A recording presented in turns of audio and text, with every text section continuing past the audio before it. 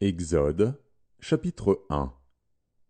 Voici les noms des fils d'Israël, venus en Égypte avec Jacob et la famille de chacun d'eux. Ruben, Siméon, Lévi, Juda, Issachar, Zabulon, Benjamin, Dan, Nephtali, Gad et Azer. Les personnes issues de Jacob étaient au nombre de 70 en tout.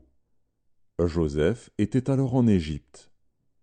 Joseph mourut, ainsi que tous ses frères et toute cette génération-là. Les enfants d'Israël furent féconds et multiplièrent, ils s'accrurent et devinrent de plus en plus puissants, et le pays en fut rempli. Il s'éleva sur l'Égypte un nouveau roi, qui n'avait point connu Joseph.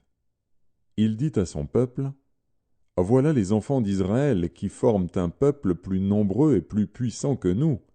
Allons, montrons-nous habiles à son égard, empêchons qu'il ne s'accroisse, et que, s'il survient une guerre, il ne se joigne à nos ennemis pour nous combattre et sortir ensuite du pays. » Et l'on établit sur lui des chefs de corvée, afin de l'accabler de travaux pénibles. C'est ainsi qu'il bâtit les villes de Pithom et de Ramsès, pour servir de magasins Pharaon.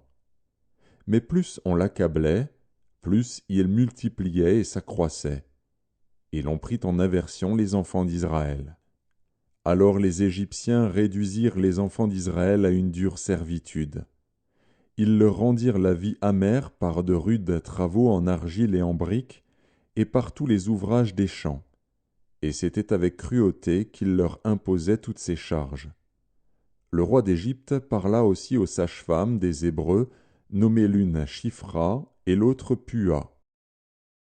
Il leur dit, « Quand vous accoucherez les femmes des Hébreux et que vous les verrez sur les sièges, si c'est un garçon, faites-le mourir.